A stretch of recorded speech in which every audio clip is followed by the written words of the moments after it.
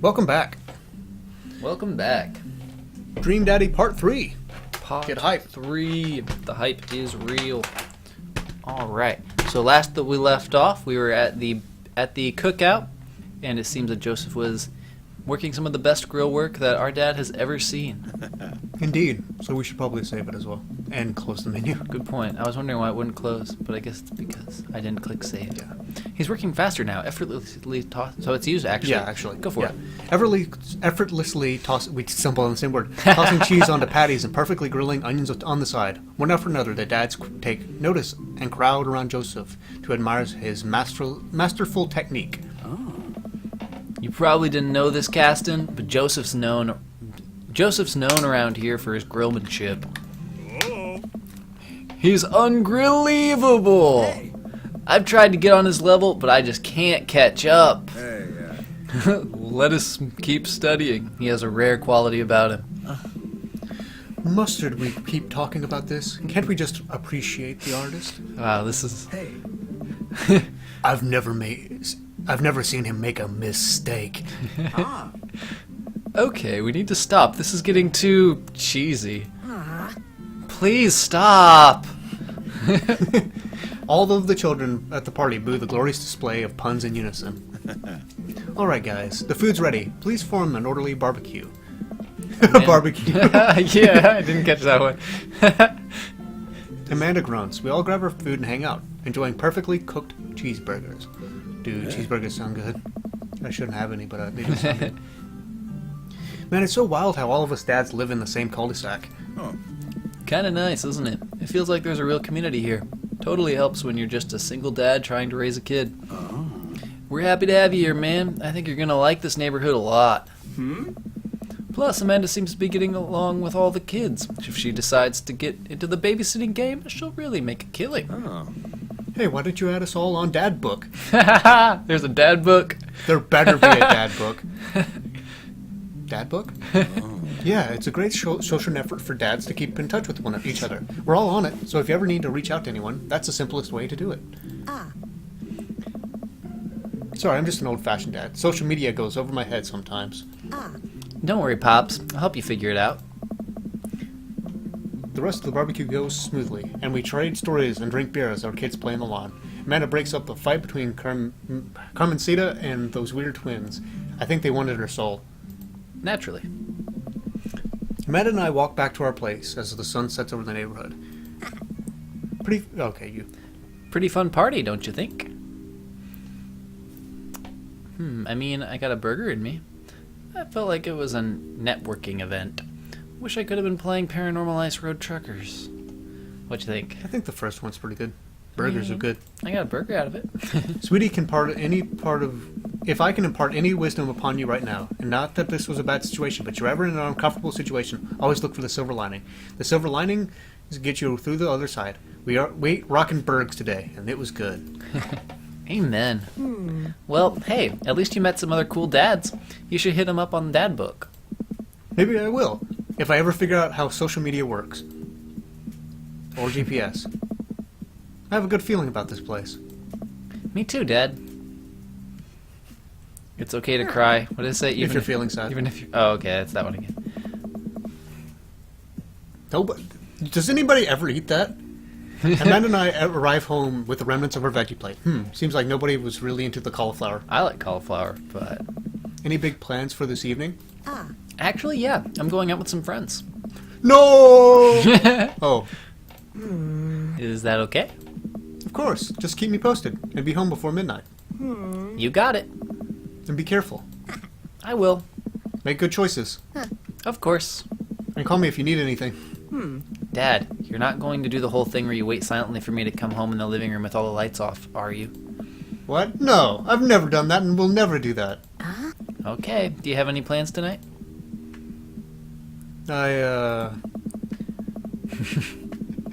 Aw, that's sweet. My plans were kind of eat ice cream and watch TV with Amanda, but I'll find something else to do. I'm gonna... Work on some stuff? See how long I can sleep for. Throw a party. We throw a party. Who are we going to call? What? Who are we going to invite? Just call Richard? all the dads? Yeah. Calling all dads. Our Party home- at my place. See, we're still not done unpacking and everything. I'd want to work on some stuff, but Work on some we could stuff. also sleep. Let's work on some stuff. You know, dad stuff. I'm just relaxing tonight. Have fun, okay? Great. See you later. I watch Amanda drive off into the night. I really do I really do hope she has some fun. I plop down in front of the TV and turn on some Wine and Dine Mastermind with celebrity chef Gavin Chapman. Looks like Gavin's making a roasted rack of lamb with rosemary mashed potatoes. Yum. Ugh. I don't like. Yeah, like I said yum at the same time you Well, said ugh. I mean, the ribs sound good, but I don't like anything in my mashed potatoes but butter. Alrighty. I'd love to cook. I'd love to be able to cook like that. Although I think if I was actually pretty good at cooking, I use my power for evil, just like making baked Alaskas all day instead of any food of real nutritional substance. Man, Gavin Chapman just caught that thing on fire, but he meant to do it. What a professional. Yeah. I lose track of time as I blaze through several episodes of Wine and Dine Mastermind and also one episode of one cooking show called Meat Hell. I'm not even sure what that one was about. It was just a lot of yelling. Meat hell. Depends on my watch. Man, it's almost midnight. Should I check in? I should check in with Amanda. I sent a text. Hey kiddo, you good? Well, that was weird. I wander into the kitchen as I wait for a reply. Amanda's phone is almost always in her hand. I'm sure she'll respond soon, unless she's driving home now, in which case I hope she doesn't respond soon because I've definitely taught her better than to text and drive. I reach into the freezer and grab an ice cream sandwich. It's a little late for this, but I think I earned it after a long day of socializing and eating burgers. I check my watch again, and then my phone. Nothing yet. Okay, see now I'm worried. Do I call her? Do I call the cops? No, it's too soon for that. I'll just send her a gentle reminder text. What's up? Half an hour passes. Now I'm really worried. The episodes of Chapman's Meat Hell are not only eschewing my anxiety, but possibly exacerbating it with all the yelling. So I keep pacing around the house waiting for her to come back. Why didn't I find out where she was going? Who was she even with? Why do I not know any of her friends' phone numbers? Why don't I even know any of her friends' full names? Who was Emma P? I decide to send her another text. Amanda, please text me and let me know that you're okay. I can't help but think of all the helpful things that could have happened to her. Oh, thank God, it's her. Amanda opens the door and shuffles in. Finally she's back home. I'm glad she's okay. So, sweetie, thank God you're safe. Yep. But now that I know she's okay, I'm really mad. Why didn't you answer? Sorry, that's Why didn't you answer my text? Amanda pulls her phone out of her pocket. Oh, whoops. Guess I didn't see those. She starts to walk to her room. Amanda Ann. Whoa, we're pulling out the middle name now? Amanda, you came home an hour and a half after your curfew and you didn't respond to any of my texts. You really freaked me out. I was about to call the cops. Dad, you're seriously overreacting. I'm not gonna be like this. You're not gonna be like this when I go off to school, are you? I don't like your attitude. I have a right to be concerned. I was scared. I think the middle one is the best one. You're my only daughter. Well, I can't give you a play-by-play of everything I do all the time. I'm 18. You shouldn't even be giving me a curfew in the first place. Sit down on the couch and put my hand in my hands. I feel very tired all of a sudden. You really scared me. Just, please don't do that again. All right. I'm gonna go to bed now. Amanda closes the door to her room and I head to mine. Geez. As I'm falling asleep, one thing she says keeps echoing in my mind. You're not going to be like this when I go off to school, are you? I definitely didn't sleep well last night. I brewed some strong coffee and make some scrambled eggs for Amanda as a peace offering. Negative 10 dad points. There are no pictures on this refrigerator. Yeah, there isn't. She's a photographer. What the heck's wrong with you, man? Negative dad points. She eventually wanders into the kitchen. Hey. Oh, I yeah. thought about what you said last night. I should have texted you. I said I was going to do it, and I didn't. I honestly just didn't even think about it. I'm really sorry, Pops. I won't do it again. Well, Sorry for freaking out on you. I trust you to make good choices. Good. I like the top one. You're an adult now. I shouldn't have gotten so worked up. Team Saris? Team Saris. Amanda gives me a hug. Want some eggs? You know it. Sprinkle some cheese on them. That's the correct way to make eggs. Already did. Bless you. I didn't sneeze. Amanda scarfs down the eggs in the time it takes me to wash the pan. All right, I'm off to school. Smell you later. Wait, one more thing before you go. What? What's that book? It's a social media platform. Wait, What? what's a social media platform? Dad, I have to go to school. No, you don't. Come on, Amanda. I'm an old man. I can't put together a that book profile on my own. All I'm gonna right. fall apart. I'll help you I'll help you sound interesting on the internet. That's all you can do. She spends the next couple of minutes setting up my profile in Dad Book, which, as it turns out, is a place where dads can get together and talk about fatherhood. Sounds really boring. All right, Pops, we got to fill out your profile. Let's get some likes and dislikes. Actually, are we still making our stuff? I guess. Man. On a Friday night, you are most likely to polish and sort my coin collection, Netflix and grill, baby. Fall asleep watching the History Channel, torment my children with dad puns, sink into blissful oblivion. Man. Which ones would you do? I don't know. These are kind of odd ones. See, I would I like fall- Netflix. Yeah, I was going to say either Netflix or falling asleep watching the History Channel, because I've done that. Let's watch that one. Okay. If you had one thing to take with you onto a desert island, what would it be? Amanda. My trusted girl. The lost shaker of salt. That's a good reference. What is that from? That's from, it's from Margaritaville. Oh, okay. My shaker show. You're right. Cast away on DVD for instructional purposes. You couldn't watch it. A boat, obviously. I don't need anything. My survival skills have trained me for this day. A boat, obviously. That's what I would say. What are your turn-ons? Strong dad arms. Tennis shoes with long white socks.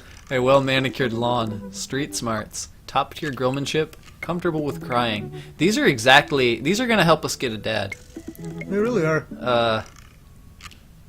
I like strong dad arms. I think this is actually helping us pick a route, believe it or not. I think so too, but Strong dad arms is gonna be Brian. Strong dad arms are crying. Comfortable with crying. That's gonna be the pastor. Or no, he's a good grilled man. Oh, you're Remember? right. He is a good grillman. The only one that because I'm trying to think either because street smarts is definitely Richard. Yeah. Tennis shoes is what's his face, the guy I don't like. Strong dad arms is the big guy. The only one I can narrow down, well manicured lawn would be teacher dude. Comfortable crying would be the only one that really makes any sense for Damien, Let's go with that. which is the goth guy I like. We'll go with that. What do you want to be when you grow up? Technical writer for manuals and instructionals. Salty boat captain. Pro skater who is also an astronaut. A football playing king in space. Yep. A good father. The president of space. I mean, I like that one. yeah, I think I like either. Yeah, I wouldn't. I don't know. See, the honest opinion for me is either one of the last two. A good father. What's your favorite movie genre? War documentaries, Sean Kyrie's entire filmography, anything on Laserdisc, romantic comedies, whatever will make me cry, old comedies that haven't aged well. We're an emotional dad, aren't we? We seem to be. I know Richard likes war documentaries. I know that what's his name probably likes Sean. Wait, Sean Connery. I don't know if this really changes much, but I don't know, it's a good question. It seems like it is. Yeah, I think I like Sean Connery myself. Okay. What's your ideal date? Napping together, doing a 1,000-piece puzzle together, eating a healthy dinner at 4 p.m., trying to geocache but getting hopelessly lost. Arson. Being emotionally vulnerable. I like the first one myself. Sure. What do you never leave home without? A sensible cardigan. My sick vape, dude. Vape Nash, y'all. My book of word jumbles and a pen. A cool knife. A cripplingly low self-esteem. I frequently forget my phone, keys, and wallet at home sometimes. Sometimes. Yep. I don't know, man. I would never say my sick vape, except ironically. A book of word jumbles and a pen. I guess. Or a cool knife. I do knife. carry cool knives. Let's go with a cool knife. Okay.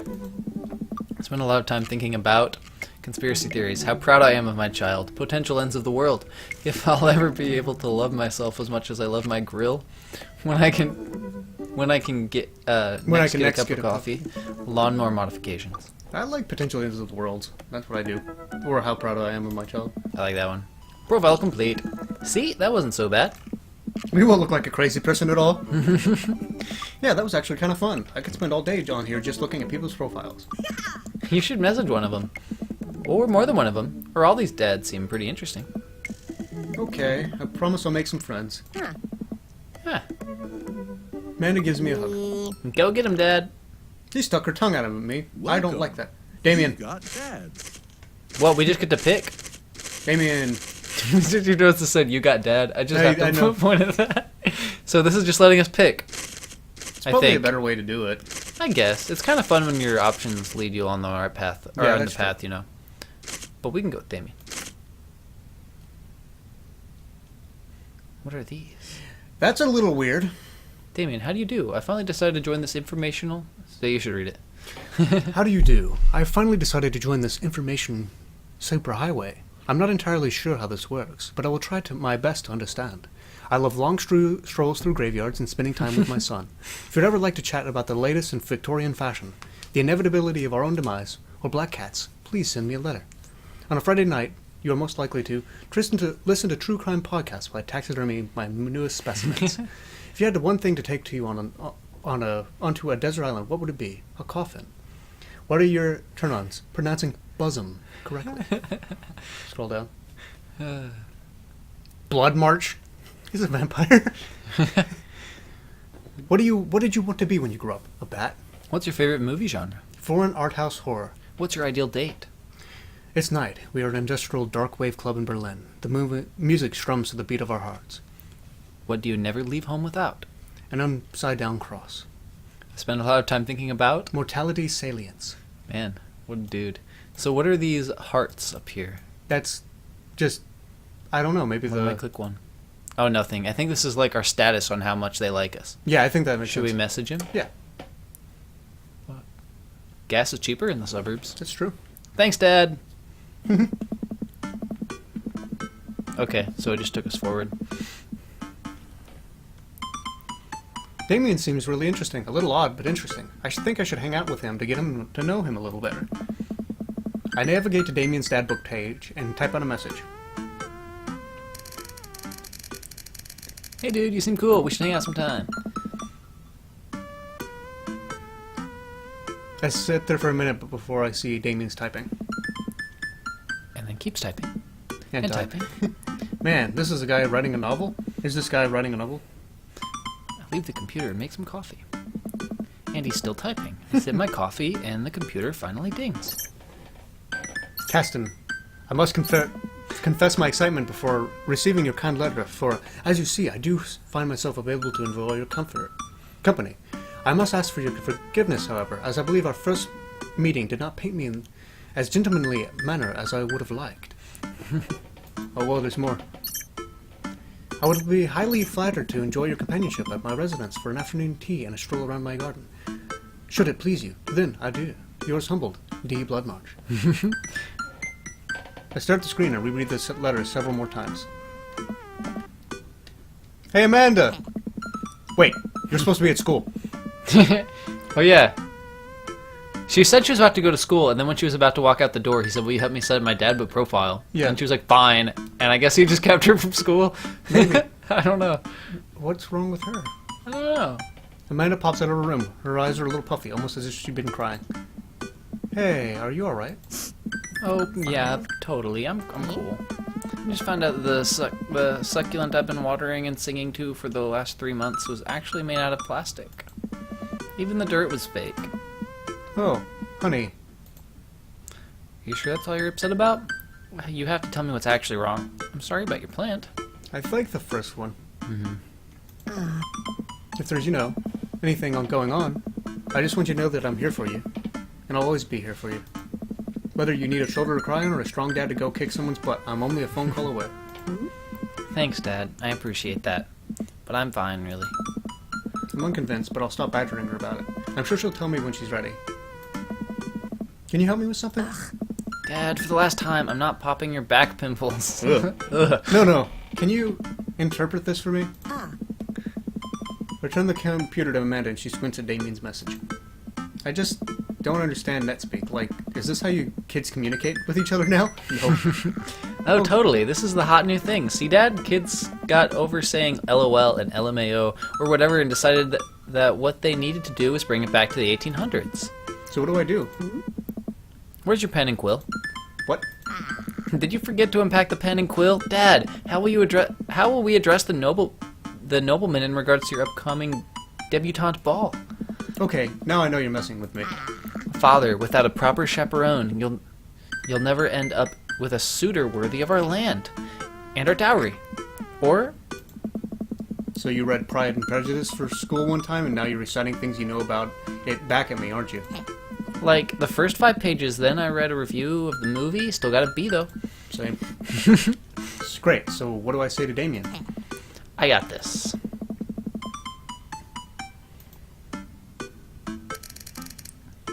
Sure thing, dude. Wow, that's a good one. Well, Suppose there's that. I love his house. that looks great. It really does. I make the short walk over to Damien's house. Well, I guess you can't really call it a house. Is it more of a manor? Estate? The Gothic architecture looms over the overhomes in the cul-de-sac. I walk past a couple of gargoyles guarding the front door and look for a doorbell. There doesn't seem to be one. There is a knocker, though. Yep. I pull the large, ornately carved bat's head's door knocker back, and a hollow sound echoes through the house as I strike it against the door. I wait several moments before the door slowly creaks open. It's a little creepy, but I enter the home and take a few steps into the foyer, noting the oil portraits of whom I assume are dead relatives hanging on the wall. As I'm Sorry. As I'm admiring, and the door slams shut behind me. Is what I said. Hello? Silence. An oil lamp in the corner flicks dimly, casting ominous shadows against the wall. Why do I feel like all the people in these paintings are staring right at me? Why is it so cold in here? Where's Damien? Caston, pleasure to have you in my home. I look up and see Damien standing at the top of a majestic staircase with a walking candle holder. Of course. What's with the door slamming shut? Oh. Oh, sorry. There was a draft. And the door creaking open when I knocked? I accidentally left the door unlocked. And the creepy oil paintings? I like oil paintings. Right. Right. Please, let me show you around. Oh, okay. Damien leads me around his house, showcasing his parlor, sitting room, auxiliary sitting room, and the parlor again for some reason. This is one of the older homes on the block, yes, but nowhere near as old as the architecture might suggest. Ah. Though through extensive renovations, I've been able to craft a residence that is both historically accurate to the Victorian period and equipped with the amenities of any modern dwelling. We walk past a door covered in bumper stickers, caution tape, and a black parade poster. Black Parade. That is definitely his son's house. Yeah. Did they listen to My Chemical Romance in the Victorian era? That's my son's room. You know how rebellious teenage years are. Onward, onward. There's more to see. I totally want to be Damien. What if I just started dressing that way? Go for it. Let's do it. I'd support you. We reach a door at the end of the hall that Damien opens with a flourish. And this is the library. If you like it so much, it's yours. Sunlight streams in from the floor-to-ceiling arched windows. The walls are lined with packed bookshelves, and even more books are scattered over the period-appropriate furniture. Damien is clearly really proud of this room. Look out the window. Look at the butterflies. Pick up a book. That's enough of the doer. I'd pick up a book myself. You know, Caston, in the Victorian era there was some controversy around reading. Many people thought it was the more tawdry novels that would discourage youths into a life of crime. It was too much of a distraction from work and school. I pull out a book at random and examine the work cover. Opening it, I turn to a random page and read aloud. Naruto struggled against the chains that Sasuke had bound him with. Shirtless and out of breath, he looked up at Sasuke. Sasuke smirked, unbuttoned his ninja pants. What is this? Well, what did you find? Fan fiction. That's my Naruto fanfiction. Or his son's, I assume. Oh, okay, I think that's enough. Is it his? Damien snaps the book shut, puts it onto the shelf. That's a rare book from my private collection. He brings Naruto fanfiction. And prints it into books. He does. He printed it out and put it in a book. Onto his bookshelf. An old book, Casey. That's so weird. Look out the window, look at the butterflies, or that's enough. I don't want to look at the butterflies after that. You're right. Woke up to the glass displays of pinned books on the wall. It's pretty impressive. Nice bugs. I pinned them all myself. Perhaps I could show you how sometime. I'm concerned I would stick the pen right through my finger. Ah, the pinner's gambit. Is that a thing? No. Look out the window. Yeah. I walked to the window and greeted him by a beautiful view of Damien's backyard. It showcases a beautiful view of the rest of the cul-de-sac. Hey, I can see Craig on his lawn. He's doing push-up. With the daughters on his back. His daughter's on his back. Damn. He sees me and waves happily, doing push-ups with one hand now. I do not like this guy at all. Damn. Did you know that Victorians spent at least 20 hours a week gazing longingly out of full-length windows? Wait, really? No, but Victorians did appreciate telling a good joke. Please, will you join me for tea? I follow Damien to a sitting room where fingered foods have been already set out in a beautiful tiered silver tray. I take a seat on one of the high-back chairs as Damien pours and serves me some tea. I can't believe we're having high tea. I never thought I'd get to do this. Damien smiles to himself. What? It's a common misconception that high tea refers to the wealth or class of the people enjoying it, when in fact the high refers to both the later time of the day that the working class had to enjoy tea and the height of the tables on which they're served. Oh, my dear friend, we're currently enjoying afternoon tea. That's informative. He takes a seat next to me and serves me a tiny sandwich. Your home is really impressive. Are there lots of Goths in Maple Bay? I like your cape. I like the first and third. I don't know. I think I would go with the first. Yeah, I think so too. Because I like your cape is like, thank you. It seems you're really putting a lot of work into this place. I know Damien. Know all about him. Did you notice the eggplants that came off Yeah. with the hearts right there? Anyway. Thank you. No one's ever complimented my home before. Hell, I can barely get matching salt and pepper shakers in my place, and look what you've done. I'm kind of jealous. That's very generous of you to say. What got you so interested in goth stuff? Oh. Well, when I was a young boy, my father... Did he take you into the city? To see Black Parade? Yeah. Did you see a marching band? I'm afraid I don't understand. You're serious? Of course. But it's, the song. Amanda made me listen to it. Seriously? I'd love to see a marching band. He's so genuine. He was looking to the camera. Yeah.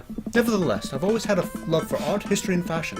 What sort of started off as a small hobby of collecting taxidermied enemies grew into sort of an obsession. It's a privilege to be able to appreciate the lives and cultures of those who came before us, I think.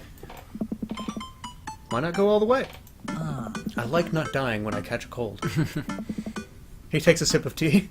I can acknowledge that there were many very terrible things about the Victorian era, and try not to live a life that strictly aligns with those ideals that would be, admittedly horrid. But I think it takes a critical mind to truly appreciate something to the fullest, to be cognizant of its flaw and love it all the same. Tell me, Caston, do you have any hobbies? Oh man, I do, but I don't know if I care about anything the way you care about this stuff. Well, I'd love to hear about your interest. Hearing someone talk about the things they're passionate about is intriguing. Quite honestly, rather attractive. Please, do tell me about your hobbies. Rick sounds sophisticated. I like watching soap making videos on the internet. Love me some word jumbles. I learned how to juggle once. I like the middle one. I don't know. The, written word fascinates me. We spend so much time using words, and I think people would appreciate them more if they had to unjumble them. It's poetic, really. Oh, so you're a writer? In a sense. We finish our tea and finger sandwiches. Come, I have one more thing to show you. Holy crap! Wow, that is nice. Goth Dude has the biggest house, the nicest house. He has a collection. Hey, we haven't seen the other houses yet. But he said it's one of the bigger houses. It overshadows the other houses. Okay, in well the maybe we know And look that. at this garden! I know, this is a nice garden. Damien takes us around the back of his home, where a variety of flowers flourish in beautifully landscaped rows. A small stone path leads through it, and butterflies flit lazily through the air. My garden. It's beautiful. Thank you. Victorians took flowers and floral arrangements very seriously. You see, it was considered uncouth to discuss personal and romantic relationships in public, so lovers and friends alike would use bouquets to send messages to each other. Each flower and plant is symbolic of different feelings. Even more interesting is that one flower could mean different things depending on the other plants it was paired with. One had to be extremely careful, as even the style in which the ribbon was tied around the bouquet affected the message. Damien leans down and plucks a gorgeous bright orange flower off a vine. Lilium belliferium. The orange lily. What do you think this one means? My loins are ablaze. Thou art the tightest. 3 cheers for sweet revenge. Another, you can't leave the My Chemical Romance alone. No, I love Thou art the tightest. To that one? Yeah, that's the best one. Thou art the tightest. Well, he liked it. Yeah. The orange lily is actually symbolic of pure hatred. Well, and that's precisely why floral arrangement is so challenging. What's your favorite type of flower? Snapdragons, honeysuckle, sunflowers. Do you know what my favorite flower is? I don't. Would you like to know? Sure. Nightshade. Nightshade is a good flower. Yeah. It's pretty and lethal. Exactly. It's a good flower. What do you think he would like us to pick? I think he would like snapdragons. But I Okay. don't know what snapdragon. Because they're cute, and you can do that thing where you squeeze them so it looks like they're talking. What a lovely choice. I'll have to remember that when I put together a bouquet for you. He's making bouquets! He's gonna make a bouquet for you. Yeah, he would put together a bouquet for me. No one's ever given me a bouquet before. I follow Damien down a footpath and admire some more of his beautiful flowers. Suddenly, a phone rings. Oh, Caston, will you excuse me? I must take this. He pulls a cell phone out of his pocket. I'm a little surprised it's not a rotary phone. Good point. They didn't have rotary phones back in the 1800s. You're right. Go for it. Damien smiles and walks back to the house. I take a deep breath and enjoy the heavily perfumed air. What a lovely yard. This made me wish I had put a little more effort into the garden Amanda and I tried to start that one time. Our watermelons grew to the size of cherry tomatoes and then immediately died. Oh hey, a gargoyle. Oh no, I knocked over the gargoyle! No! No! Guard. Fix that garg. Ooh, dang. Nope. I don't know what I'm doing. I think the bottom one is the first. That's the wing, so yeah, there. There. No? Oh no! Wait, yeah. That next thing is that that piece that you picked up at first, but it needs to go. I thought. How are you rotating it? Just by moving the mouse. Okay. So Dang. I would think that. Oh, Oh, did it flip over? yeah. Oh, there we go. Okay, then that piece there. There we go. I think. Or maybe around the other side. Oh no! Does it? Can you flip it up? Yeah. There we go. I got it. Goal. Woo! Okay, I did it. That was stressful. No kidding. I almost had a panic attack. Imagine if we hadn't fixed it. Have you ever read Rich Dad, Poor Dad? No. That was the dad tip. Mm. Woo! That was a close one. Uh-oh. Here comes Damien. He looks upset. Caston, my sincerest apologies to have kept you waiting. There's an urgent matter I must attend to, and so I'm afraid I must take my leave. No problem, dude. Everything all right? Damien worries the hem of his coat with his fingers and looks away. Everything is perfectly fine, but it's Lucian. What a cool name, by the way. What's wrong? He appears to have, well, his teacher needs me to come to their school post-haste. Do you need help? Oh no, you don't have to. Let me come with you. Us dads gotta stick together. You're right. This is one of Lucian's more elaborate stunts. I would greatly treasure having another parent by my side. Let's go. Damien and I walk into the school and are immediately greeted by an anxious-looking Hugo. Hey, Damien, you're here in record time. I wouldn't miss it for the world, dear friend. Well, whatever it doesn't seem like this is Hugo and Damien's first time to the "My kids are in trouble" radio. What is it this time? Oh. This, Damien, you have to see to believe. Damien and I fall into step behind Hugo, who leads us through the busy corridors of the school. We pass several classes in session and vaguely remember if command is around. Hugo eventually ushers us into a small boiler room with a flight of rotary stairs leading down into the darkness. Watch your step. I can hear faint voices drifting up from the basement, and they don't sound happy. As I'm left into the depths of the school, I recall the antics I got into as an angsty middle schooler. At least I had enough sense to stare at creepy basements. We find another teacher in a boiler room tucked in the back of the basement. With him are Lucian and Ernest, Hugo's son. Lucian is a bloody nose. Thanks for coming. I can't make head or tails of this. I look around to the scene of the crime and see a bunch of bricks and some masonry tools scattered around. Huh. What happened here? Ernest punched me. Lucian tried to kill me. What? I was not trying to kill you, dumbass. I was trying to build a brick wall around you and see what would happen. You promised me there was wine down here. You tricked me. Do you know this reference? Whoa. Wait a second, Lucian. Did you try to... Cask of Amontillado, Ernest? No, I don't know this reference. It's an Edgar Allan Poe poem. Oh, okay. You're right. I'm neither confirming nor denying that. I turn to Danny P and whisper to him. What's Cask of Amontillado? That's a classic Edgar Allan Poe short story where a man gets his enemy drunk, lures him to the cellar with the premise of wine of a fine vintage, then buries him alive behind a brick wall. It's a lovely story. Yeah, I wasn't trying to kill you. Just trying to put you behind a brick wall forever. So, Lucian, you tried to do that to him? I was curious to see how it would turn out. Wasn't actually going to leave him there.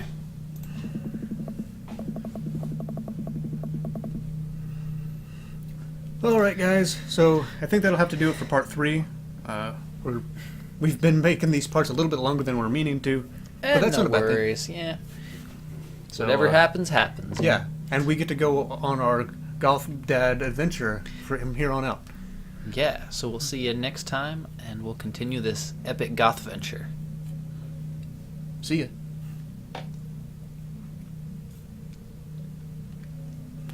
I need this caffeine in me. I bet.